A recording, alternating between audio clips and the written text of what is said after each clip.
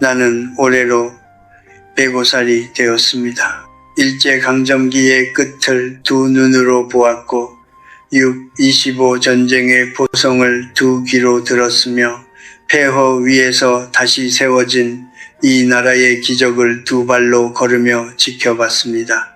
나는 왕의 시대도 독재의 시대도 민주주의의 혼란도 그리고 스마트폰을 손에 쥔 지금 이 시대도 살아냈습니다. 한 세기를 넘게 살다 보면 사람을 보는 눈이 달라집니다. 젊었을 때 나는 사람들의 말을 믿었습니다.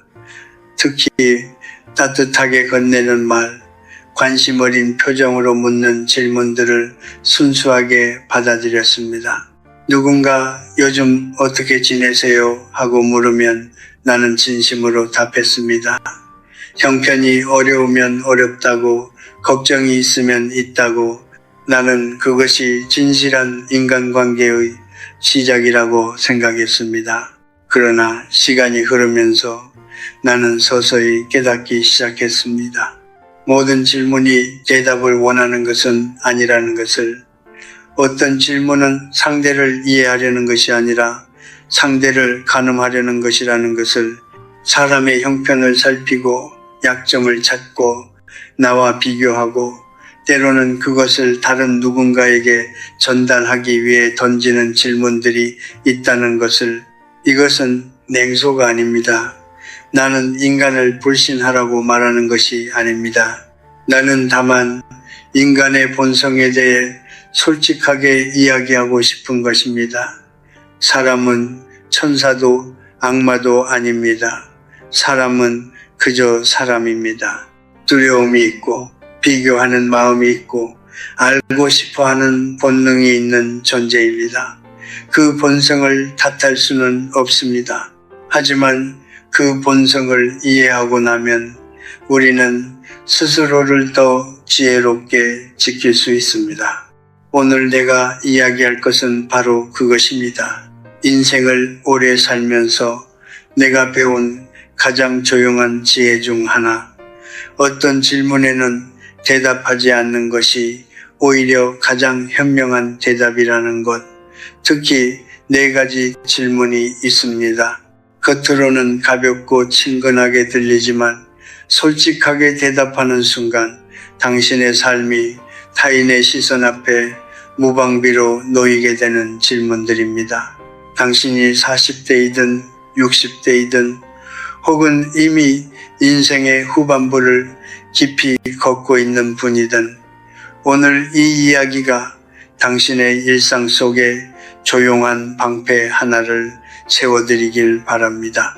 말하지 않는 것이 때로는 가장 품이 있는 말입니다.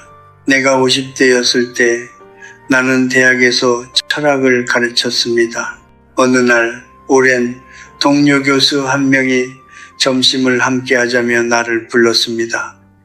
우리는 오래된 사이였고 나는 별다른 생각 없이 자리에 앉았습니다. 식사를 하는 동안 그는 부드러운 목소리로 이런저런 것들을 물어왔습니다. 요즘 강의는 어떤지, 집은 어느 동네에 사는지, 아이들은 어느 학교에 다니는지, 노후 준비는 어떻게 하고 있는지.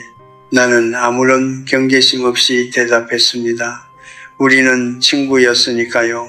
그런데 그로부터 몇 주 후 나는 이상한 일을 겪었습니다.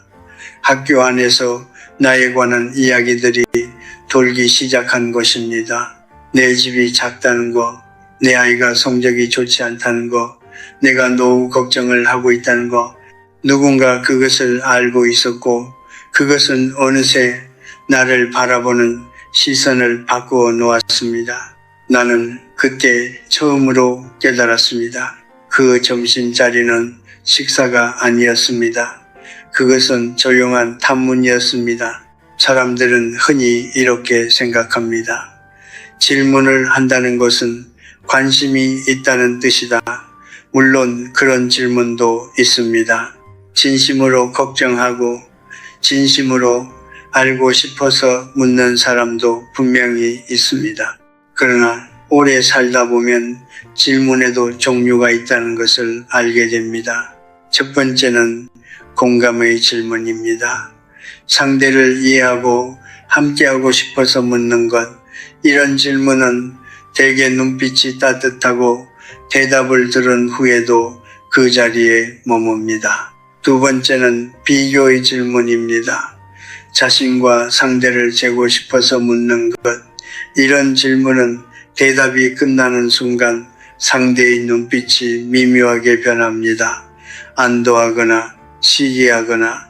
세 번째는 수집의 질문입니다. 정보를 모으기 위한 것.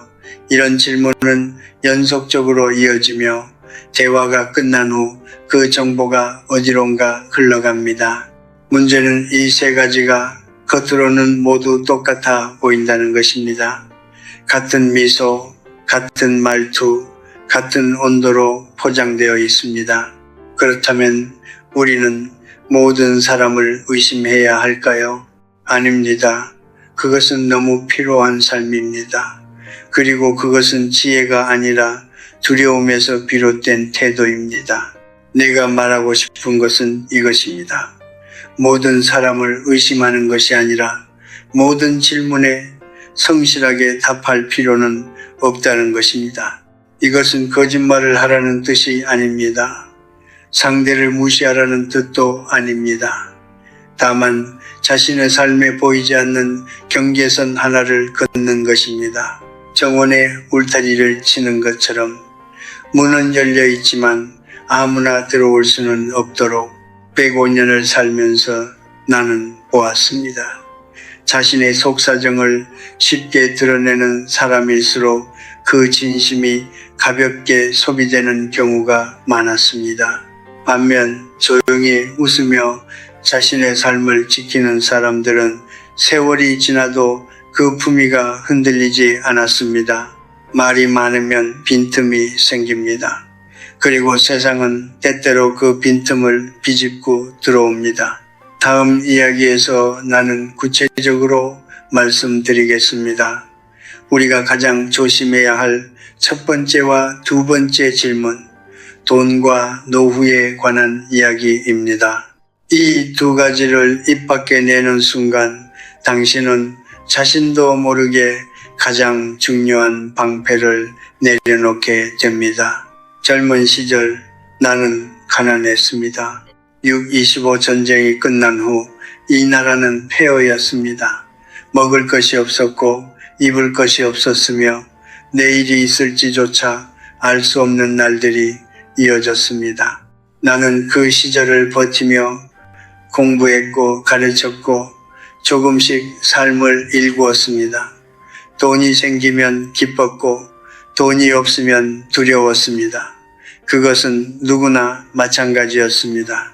그런데 나이가 들면서 나는 한 가지를 깨달았습니다. 돈 자체보다 더 위험한 것이 있다는 것을. 그것은 바로 돈에 대해 말하는 것이었습니다. 첫 번째 질문입니다. 요즘 형편이 어떠세요? 이 질문은 얼마나 자연스럽게 들립니까? 오랜만에 만난 지인, 예전 직장 동료, 동창회에서 마주친 친구, 그들은 웃으며 묻습니다. 아무렇지 않게 마치 날씨 이야기를 하듯이. 그러나 이 질문에 솔직하게 답하는 순간 두 가지 중 하나가 반드시 일어납니다. 형편이 어렵다고 답하면 당신은 그 자리에서 동정의 대상이 됩니다. 처음에는 위로를 받습니다. 그러나 그 위로는 오래가지 않습니다. 사람들은 돌아서면서 생각합니다. 역시 그렇구나. 그리고 당신을 바라보는 시선이 조금씩 달라지기 시작합니다. 기회가 줄어들고 대화에서 조금씩 제외되고 어느 순간 당신은 스스로도 모르는 사이에 작아져 있습니다. 반대로 형편이 좋다고 답하면 이번에는 시기의 대상이 됩니다. 사람의 마음속에는 타인의 풍요 앞에서 자동으로 작동하는 비교의 저울이 있습니다. 그것은 의식적인 것이 아닙니다. 본능입니다. 그리고 그 저울이 기울어지는 순간 관계의 온도가 서서히 내려갑니다. 형편이 어려워도 위험하고 좋아도 위험합니다. 그렇다면 어떻게 답해야 할까요? 나는 이렇게 말합니다. 그냥 그렇게 지내고 있지요 뭐. 웃으며 담담하게 더 이상의 설명 없이. 이것은 거짓말이 아닙니다. 이것은 품위 있는 침묵입니다. 두 번째 질문입니다. 노후 준비는 어느 정도 하셨나요? 이 질문은 특히 50대 이후에 자주 등장합니다. 모임에서, 가족 자리에서, 때로는 자녀에게서도 옵니다. 겉으로는 걱정하는 것처럼 들립니다. 하지만 이 질문 뒤에는 여러 가지 속마음이 숨어 있을 수 있습니다. 내가 부모를 부양해야 하는 것은 아닐까? 저 사람은 나보다 준비가 되어 있을까?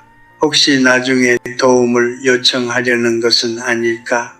나는 이것을 나쁘게 보지 않습니다. 이것은 인간의 자연스러운 마음입니다. 그러나 자연스러운 마음이라고 해서 당신이 그것에 성실하게 답해야 할 이유는 없습니다. 내가 오래전부터 믿어온 말이 있습니다.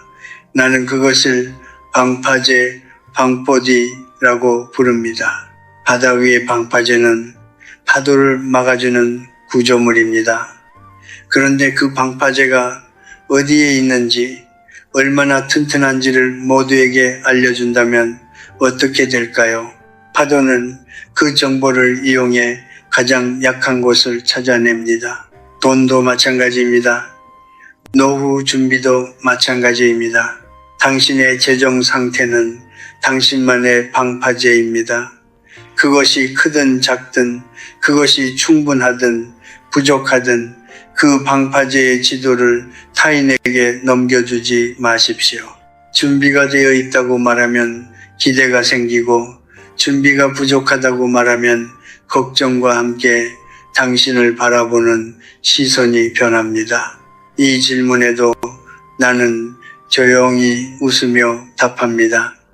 하나씩 준비하고 있습니다. 그것으로 충분합니다. 105년을 살면서 나는 보았습니다. 돈 이야기를 쉽게 꺼내는 사람들이 어떻게 되는지를, 어려운 형편을 솔직하게 털어놓은 뒤 관계가 어색해진 사람들을, 넉넉한 살림을 자랑하다가 예상치 못한 요청에 시달린 사람들을, 돈은 삶을 지탱하는 뿌리입니다. 뿌리는 땅 속에 있어야 합니다. 땅 위로 드러난 뿌리는 쉽게 밟힙니다. 당신의 형편은 당신만의 것입니다. 그것을 조용히 지키십시오. 내가 70대였을 때 나는 오랜 친구를 한 명 잃었습니다. 죽음으로 잃은 것이 아닙니다. 관계로 잃었습니다. 그 친구는 나와 비슷한 나이의 교수였고 슬하에 아들 둘을 두고 있었습니다. 어느 해 동창 모임에서 그는 작은 아들 이야기를 꺼냈습니다. 대학 입시에 실패했다는 것, 재수를 하고 있다는 것, 본인도 많이 속상하다는 것을 솔직하게 털어놓았습니다.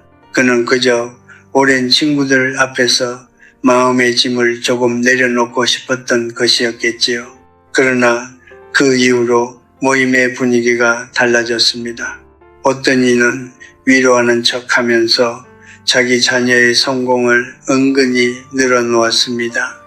어떤 이는 그 친구를 볼 때마다 아들 이야기를 먼저 꺼내며 안부를 물었습니다. 마치 그것이 그 친구의 유일한 정체성이 된 것처럼 시간이 지나면서 그 친구는 모임에 나오지 않게 되었습니다. 그리고 결국 우리는 멀어졌습니다. 그는 자식을 사랑했기에 솔직하게 말했던 것입니다.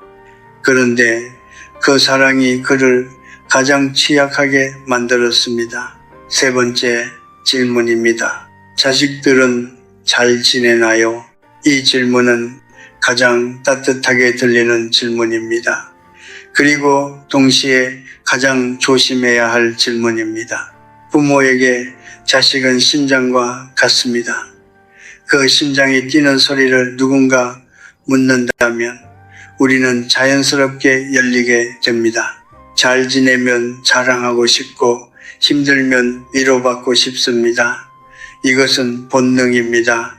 부끄러운 것이 아닙니다. 그러나 나는 105년을 살면서 한 가지 진실을 배웠습니다. 자식 이야기는 꺼내는 순간 두 가지 함정 중 하나에 반드시 빠진다는 것입니다. 첫 번째 함정은 자랑의 함정입니다. 자식이 좋은 직장에 들어갔다고, 좋은 배우자를 만났다고, 큰 집을 샀다고 이야기하면 주변 사람들은 웃으며 축하합니다. 그러나 그 웃음 뒤에는 자신도 모르는 비교의 마음이 일어납니다. 그리고 시간이 지나면서 이런 일이 생깁니다. 경조사에서 더 많은 것을 기대하게 되고 모임에서 은근한 부탁이 따라오고 어느 순간 당신의 자식의 성공이 당신에게 쏟아지는 기대의 무게가 됩니다. 두 번째 함정은 걱정의 함정입니다. 자식이 직장을 잃었다고, 건강이 좋지 않다고, 부부 사이가 어렵다고 이야기하면 처음에는 위로가 옵니다. 그러나 그 위로는 오래가지 않습니다. 사람들은 그 정보를 기억합니다. 그리고 그 기억은 당신과 당신의 자식을 바라보는 시선을 조용히 그러나 분명하게 바꾸어 놓습니다. 더 두려운 것은 이것입니다. 당신이 털어놓은 자식의 이야기는 이제 당신의 것이 아닙니다. 그것은 누군가의 입을 통해 흘러가고 변형되고 때로는 전혀 다른 형태로 돌아옵니다. 나는 한 가지 원칙을 오래전부터 지켜왔습니다. 자식의 이야기는 자식의 것이다. 자식의 성공도, 자식의 실패도, 자식의 아픔도 그것은 내가 타인 앞에서 펼쳐놓을 이야기가 아닙니다. 나는 그것을 가슴속에 품고 조용히 기도하고 혼자 기뻐하고 혼자 아파합니다.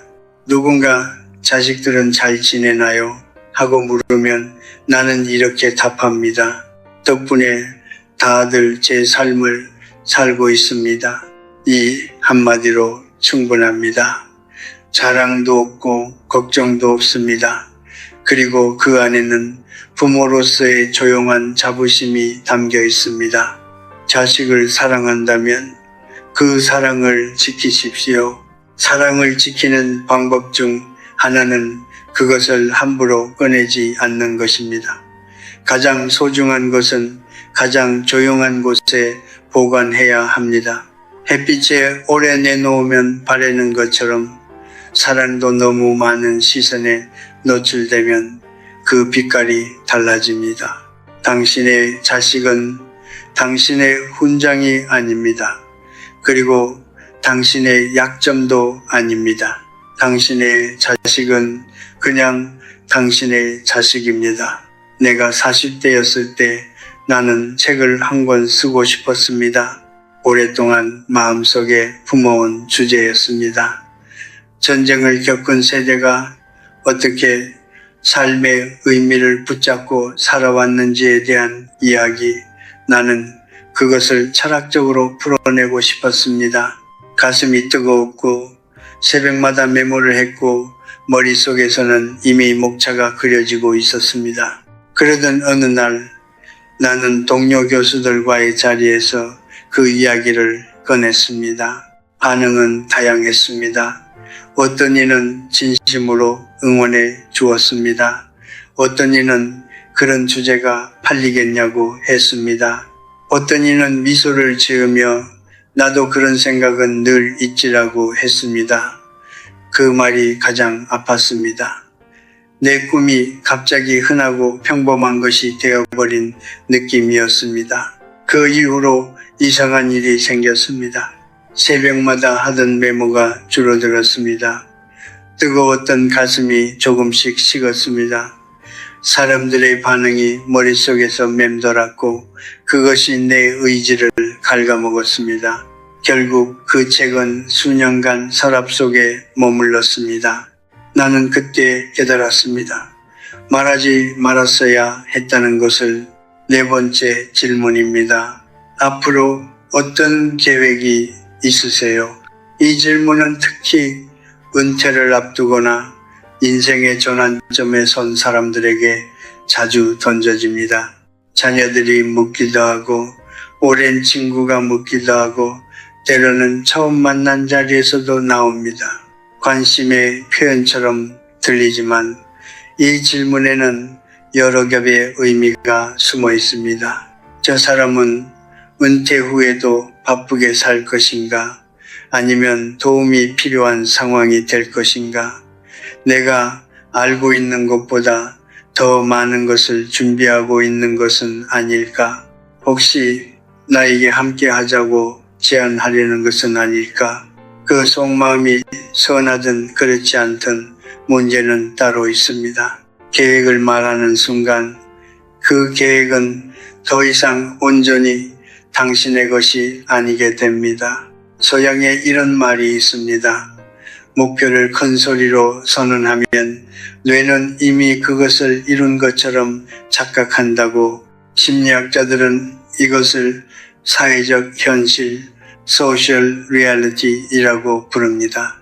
사람들에게 계획을 말하면 그들의 반응, 축하든 의심이든 그 계획을 이미 현실의 일부로 만들어버립니다. 그리고 그 순간 당신 안에서 그것을 향해 나아가려던 긴장감과 동력이 서서히 빠져나갑니다. 말이 에너지를 소비하는 것입니다. 그뿐만이 아닙니다. 계획을 밝히면 그 계획은 이제 타인의 판단 아래 놓입니다. 잘 되면 당연한 것이 되고 안 되면 그럴 줄 알았다는 시선이 따라옵니다. 당신은 자신의 꿈을 이루기도 전에 이미 타인의 기준으로 평가받는 처지가 됩니다. 나는 오랫동안 이것을 목격해 왔습니다. 은퇴 후 사업을 하겠다고 여기저기 말하고 다니다가 주변의 걱정과 만류 속에서 결국 아무것도 시작하지 못한 사람, 새로운 공부를 시작하겠다고 자녀에게 먼저 이야기했다가 그 나이에 무슨 일하는 말 한마디에 의지가 꺾인 사람, 작은 여행을 꿈꾸다가 친구에게 말한 뒤 혼자 가도 괜찮겠냐는 걱정에 마음이 흔들린 사람. 말이 꿈을 보호하지 않습니다. 오히려 말이 꿈을 소비합니다. 그렇다면 계획은 영원히 혼자만 알고 있어야 할까요? 그것도 아닙니다. 나는 이렇게 생각합니다. 계획은 이루어진 뒤에 말하는 것입니다. 혹은 진심으로 믿어줄 수 있는 단 한 사람에게만 조용히 나누는 것입니다. 씨앗은 땅속에 있을 때 자랍니다. 아직 싹이 나오기 전에 캐내어 햇빛에 내놓으면 씨앗은 마릅니다. 당신의 계획도 그렇습니다. 뿌리를 내리기 전까지는 조용히 혼자 품어야 합니다. 앞으로 어떤 계획이 있으세요? 라는 질문에 나는 이렇게 답합니다. 하루하루 감사하며 살고 있습니다. 그것으로 충분합니다. 그 안에 나의 모든 계획이 담겨 있습니다. 다만 그것을 꺼내 보여줄 필요가 없을 뿐입니다. 말하지 않는 것이 약함이 아닙니다. 말하지 않는 것이 때로는 가장 강한 형태의 자기 보호입니다. 내가 오랫동안 가르쳐온 학생 중에 유독 기억에 남는 제자가 한 명 있습니다. 그는 총명했지만 한 가지 습관이 있었습니다. 누군가 무엇을 물어보면 반드시 완전한 대답을 해야 한다고 생각하는 것이었습니다. 질문이 들어오면 불안해졌고 모르는 것이 있으면 부끄러워했으며 대답을 못하면 자신이 무언가를 잃는 것처럼 느꼈습니다. 그는 언제나 투명했고 언제나 솔직했고 언제나 자신의 전부를 내어놓았습니다. 나는 그 제자를 오랫동안 지켜보았습니다. 그리고 어느 날 그를 조용히 불러 이렇게 말했습니다. 자네는 모든 질문에 대답해야 한다고 생각하나 그것은 성실함이 아니라 두려움일세. 그 말에 그는 한동안 말이 없었습니다. 우리는 어릴 때부터 이런 교육을 받았습니다. 질문을 받으면 대답해야 한다고, 모르면 모른다고, 솔직하게 말해야 한다고, 숨기는 것은 나쁜 것이라고.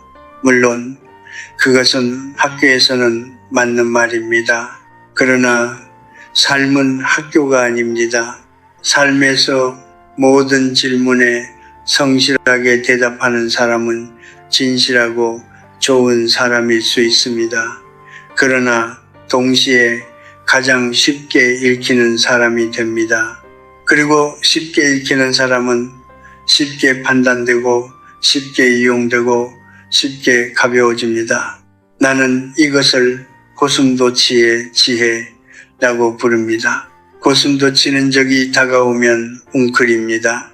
가시를 세우고 자신을 보호합니다. 그러나 그것은 공격이 아닙니다. 적대감도 아닙니다. 그것은 그저 자신을 지키는 방법입니다. 고슴도치는 여전히 그 자리에 있습니다. 다만 아무나 만질 수 없을 뿐입니다. 사람도 마찬가지입니다. 모든 것을 내어주지 않아도 됩니다. 웃으면서 따뜻하게 그러나 일정한 거리를 유지하는 것, 그것이 바로 어른의 품위입니다. 그렇다면 구체적으로 어떻게 해야 할까요? 나는 3가지 방법을 오랫동안 사용해 왔습니다. 첫 번째는 흐리게 답하기입니다. 정확한 숫자도 정확한 상황도 말하지 않습니다. 대신 방향만 이야기합니다. 요즘 형편이 어떠세요? 라는 질문에 그냥 그렇게 살고 있지요? 라고 답하는 것. 노후 준비는 되셨나요? 예, 하나씩 챙기고 있습니다. 라고 답하는 것. 틀린 말이 아닙니다. 그러나 아무것도 드러내지 않습니다. 두 번째는 질문을 질문으로 돌려주기입니다. 상대가 나의 계획을 물어보면 나는 미소를 지으며 되묻습니다. 선생님은 요즘 어떻게 지내세요? 혹은 그쪽은 어떤 생각이세요? 사람은 대부분 자기 이야기를 하고 싶어 합니다. 질문을 돌려주는 순간 대화의 흐름이 자연스럽게 바뀝니다. 그리고 상대는 대부분 자신이 원래 무엇을 물었는지 잊어버립니다. 세 번째는 웃음으로 마침표 찍기입니다. 어떤 질문에는 대답 자체가 필요 없습니다. 그냥 웃으면 됩니다. 따뜻하게 여유 있게 아무 말 없이 웃는 것, 그 웃음이 말합니다. 나는 괜찮습니다. 그러나 그 이상은 말하지 않겠습니다. 사람들은 그 웃음의 의미를 압니다. 그리고 대부분 존중합니다. 내가 30대였을 때 나는 모든 것을 말했습니다. 내 꿈을, 내 두려움을, 내 형편을, 내 가족을. 나는 그것이 솔직함이라고 생각했습니다. 그리고 솔직함이 관계를 깊게 만든다고 믿었습니다. 그러나 105살이 된 지금 나는 압니다. 관계를 깊게 만드는 것은 모든 것을 말하는 것이 아닙니다. 말하지 않아도 되는 것을 말하지 않는 지혜, 그리고 그럼에도 불구하고 따뜻하게 존재하는 것, 그것이 진정한 관계의 깊이를 만듭니다. 정원의 문은 열려 있어도 됩니다. 그러나 정원 안의 모든 것을 보여줄 필요는 없습니다. 어떤 꽃은 아무에게나 보여주는 것이 아닙니다. 당신만의 계절에 당신이 선택한 사람에게만 조용히 피어나는 꽃이 있습니다. 그 꽃을 지키십시오. 말을 아끼는 것은 인색함이 아닙니다. 말을 아끼는 것은 자신을 깊이 아는 사람만이 할 수 있는 가장 조용한 자기 존중입니다. 나는 요즘 아침마다 창가에 앉아 하늘을 바라봅니다. 105년을 살면서 나는 수없이 많은 아침을 맞이했습니다. 전쟁 중에도 아침은 왔습니다. 가난 속에서도 아침은 왔습니다. 사랑하는 사람들을 떠나보낸 날들에도 아침은 어김없이 왔습니다. 그리고 나는 그 아침들을 통해 한 가지를 배웠습니다. 삶은 요란하게 증명하는 것이 아니라는 것을, 삶은 그저 조용히 계속되는 것이라는 것을. 오늘 나는 4가지 질문에 대해 이야기했습니다. 형편을 묻는 질문, 노후를 묻는 질문, 자식을 묻는 질문, 그리고 계획을 묻는 질문. 이 4가지는 모두 겉으로는 따뜻하게 들립니다. 그러나 그 안에는 우리의 삶을 가장 예민한 곳에서 건드리는 힘이 있습니다. 형편은 우리의 안전을 건드리고, 노후는 우리의 두려움을 건드리고, 자식은 우리의 사랑을 건드리고, 계획은 우리의 꿈을 건드립니다. 그래서 나는 말했습니다. 이 질문들에는 조심스럽게 답하라고. 그러나 오늘 이야기의 진짜 핵심은 그것이 아닙니다. 진짜 핵심은 이것입니다. 당신의 삶은 설명될 필요가 없다는 것입니다. 우리는 오랫동안 이런 생각 속에 살아왔습니다. 내가 어떤 사람인지를 타인이 알아주어야 한다고, 내 형편을 이해받아야 한다고, 내 노력을 인정받아야 한다고, 내 자식이 잘 되는 것을 함께 기뻐해주는 사람이 있어야 한다고. 그 마음은 자연스럽습니다. 사람은 연결을 원하는 존재이니까요. 그러나 105년을 살면서 나는 보았습니다. 인정받으려 할수록 더 많은 것을 말하게 되고, 더 많은 것을 말할수록 더 많이 상처받는다는 것을. 그리고 결국 가장 오래, 가장 단단하게 살아남은 사람들은 타인의 시선이 아니라 자기 자신의 내면을 기준으로 삶을 살아온 사람들이었습니다. 그들은 화려하지 않았습니다. 그러나 흔들리지 않았습니다. 그들은 모든 것을 말하지 않았습니다. 그러나 모든 것을 가지고 있었습니다. 나는 삶을 정원에 자주 비유합니다.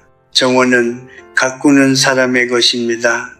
씨를 뿌리고 물을 주고 잡초를 뽑고 계절을 기다리는 그 모든 과정이 오롯이 당신의 것입니다.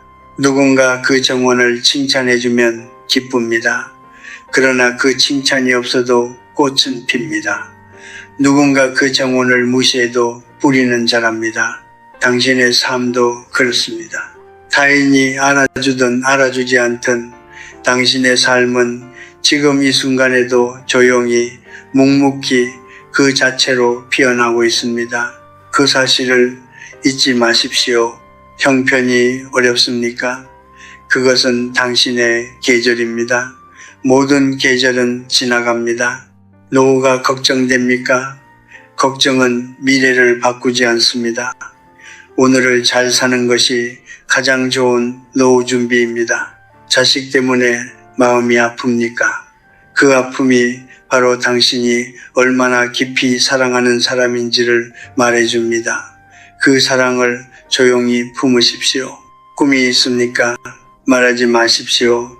그냥 시작하십시오. 조용히 매일 한 걸음씩. 오늘 이 이야기를 들으신 분들께 나는 한 가지를 부탁드리고 싶습니다.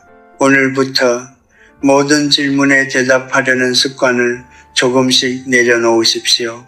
대신 그 자리에 조용한 웃음 하나를 올려놓으십시오. 그 웃음이 말합니다. 나는 내 삶을 살고 있습니다. 그리고 그것으로 충분합니다. 당신은 설명할 필요가 없습니다. 당신은 증명할 필요가 없습니다. 당신은 그저 당신이기만 하면 됩니다. 105년을 살고 나서 내가 도달한 가장 단순한 진리는 이것입니다. 삶은 요란한 축제가 아닙니다. 삶은 조용한 계속입니다. 그 조용함 속에서 당신만의 꽃을 피우십시오. 그 꽃이 크든 작든 화려하든 수수하든 그것은 이 세상에 오직 하나뿐인 꽃입니다. 그리고 그 꽃을 가장 잘 알고 가장 깊이 사랑하는 사람은 다른 누구도 아닌 당신 자신입니다. 당신의 남은 계절이 평온하고 따뜻하기를 바랍니다. 조용히 그러나 단단하게